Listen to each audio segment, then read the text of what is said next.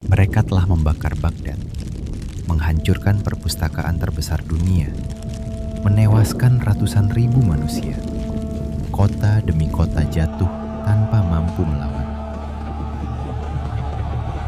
Tak seorang pun percaya bangsa Mongol bisa dihentikan. Namun pada tahun 1260, di sebuah lembah kecil bernama Ain Jalut, sesuatu yang dianggap mustahil akhirnya terjadi.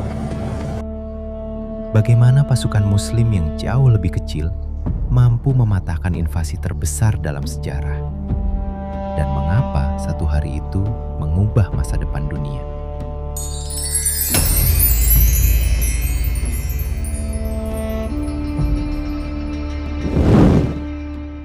Tahun 1258 Masehi, dunia Islam mengalami salah satu tragedi terbesar dalam sejarah. Kota Baghdad, pusat ilmu pengetahuan selama berabad-abad, jatuh ke tangan bangsa Mongol. Sungai Tigris dikisahkan menghitam oleh tinta buku-buku yang dilemparkan ke sungai. Riwayat mengenai jumlah korban dan detail dramatis ini berbeda-beda di berbagai sumber.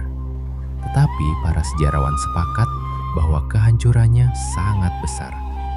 Perpustakaan, masjid, istana, semua luluh lantak. Bagi banyak orang pada masa itu, seolah-olah dunia sedang berakhir. Namun Baghdad hanyalah permulaan. Pasukan Mongol terus bergerak ke barat. Tak ada kerajaan yang benar-benar mampu menghentikan mereka. Satu demi satu benteng runtuh. Kota-kota menyerah bahkan sebelum bertempur. Nama Mongol saja sudah cukup membuat banyak pasukan kehilangan keberanian. Dan tujuan berikutnya adalah jantung negeri Syam. Tetapi di balik kepanikan itu, sejarah sedang menyiapkan seorang pemimpin yang tidak memilih untuk menyerah. Saat dunia Islam diliputi ketakutan, kekuatan baru muncul dari Mesir, Kesultanan Mamluk. Mereka adalah para mantan budak militer yang dididik dengan disiplin tinggi. Bertahun-tahun mereka ditempa menjadi prajurit profesional, bukan karena garis keturunan, melainkan karena kemampuan. Di antara mereka muncul seorang sultan yang tegas, Saifuddin Qutuz. Ia memahami satu kenyataan: jika Mesir jatuh, maka Mekah, Madinah, dan wilayah Islam lainnya akan berada dalam ancaman besar. Sementara itu, dari utara datang sebuah surat, bukan surat diplomasi, melainkan ultimatum dari Panglima Mongol, Kitbuka. Isinya sederhana: tunduk atau hancur. Surat-surat ancaman Mongol memang dikenal keras dan dimaksudkan untuk mengguncang mental lawan. Namun Qutuz memilih jalan yang sama sekali berbeda. Keputusan yang diambilnya akan menentukan nasib peradaban. Alih-alih menyerah, Qutuz mengumpulkan para ulama, panglima, dan tokoh masyarakat. Perdebatan berlangsung sengit. Sebagian menganggap melawan Mongol adalah bunuh diri. Yang lain meyakini bahwa tidak ada lagi pilihan. Akhirnya diputuskan, Mesir akan berperang. Qutuz memerintahkan mobilisasi besar-besaran. Di saat yang sama, seorang komandan brilian mulai memainkan peran penting. Namanya Ruknuddin Baibars. Ia terkenal cerdas, cepat mengambil keputusan, dan sangat memahami taktik perang stepa yang juga digunakan bangsa Mongol. Untuk pertama kalinya, Muslim memiliki seorang panglima yang mampu memahami cara berpikir musuhnya. Namun masih ada satu pertanyaan besar. Bagaimana mungkin pasukan yang lebih kecil menghadapi pasukan yang selama puluhan tahun hampir tak terkalahkan? Jawabannya akan terlihat di sebuah lembah yang sunyi. Musim panas tahun 1260. Pasukan Mamluk bergerak meninggalkan Mesir. Tujuan mereka adalah lembah Ain Jalut, yang berarti mata air Jalut, di wilayah Palestina saat ini. Lokasi itu dipilih bukan secara kebetulan. Medannya dipenuhi perbukitan, lembah sempit, dan jalur yang membatasi ruang gerak kavaleri. Baibars memahami bahwa keunggulan utama Mongol adalah mobilitas.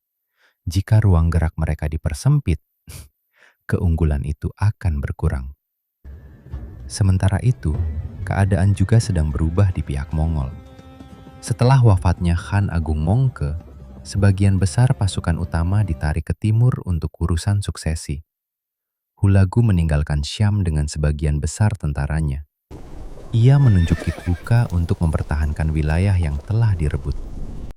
Keputusan inilah yang tanpa disadari membuka peluang bagi Mamluk. Tetapi peluang belum tentu menjadi kemenangan. Tanggal 3 September 1260, fajar mulai menyingsing. Kabut tipis menyelimuti Ain Jalut. Baibars memimpin pasukan depan. Ia menyerang lebih dahulu, lalu berpura-pura mundur. Bagi Mongol, ini tampak seperti kepanikan. Mereka mengejar dengan penuh keyakinan, namun itulah yang diharapkan Baibars.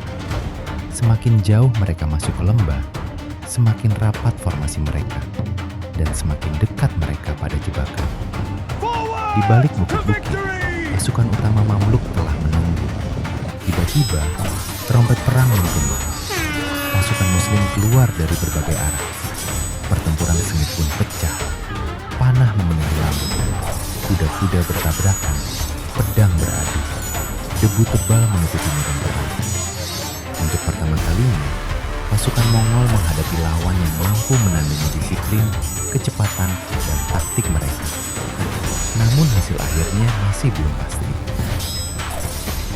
Di tengah kekacauan pertempuran, sebagian barisan Mamluk mulai terdesak. Tekanan Mongol sangat besar.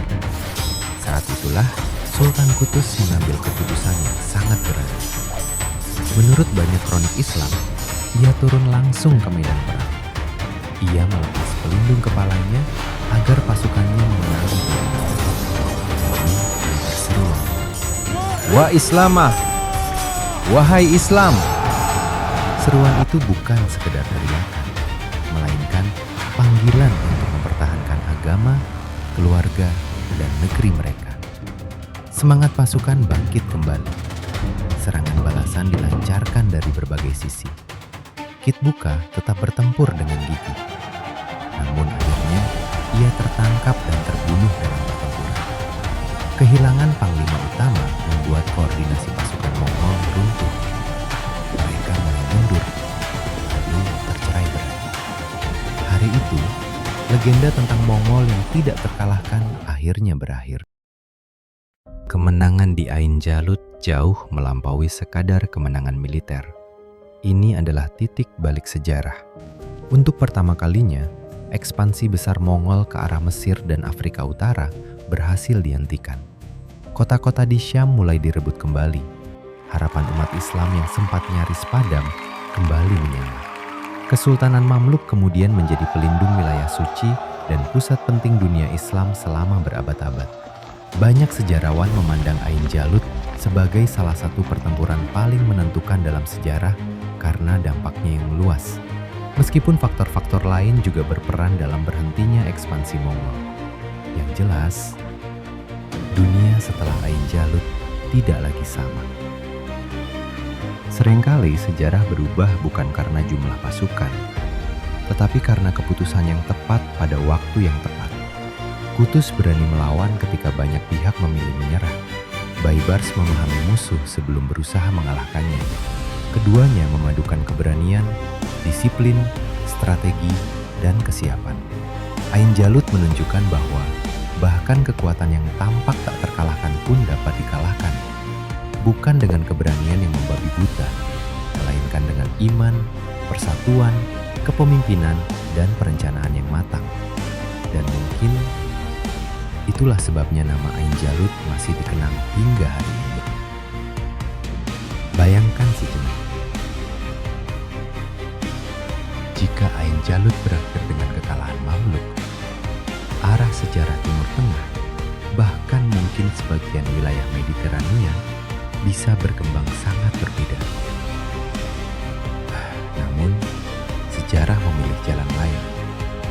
Di sebuah lembah yang tidak begitu luas, sekelompok prajurit berhasil menghentikan gelombang penaklukan yang selama puluhan tahun tampak mustahil dibendung. Kini, Ketika kita mendengar nama Ain Jalut, kita tidak hanya mengingat sebuah peperangan.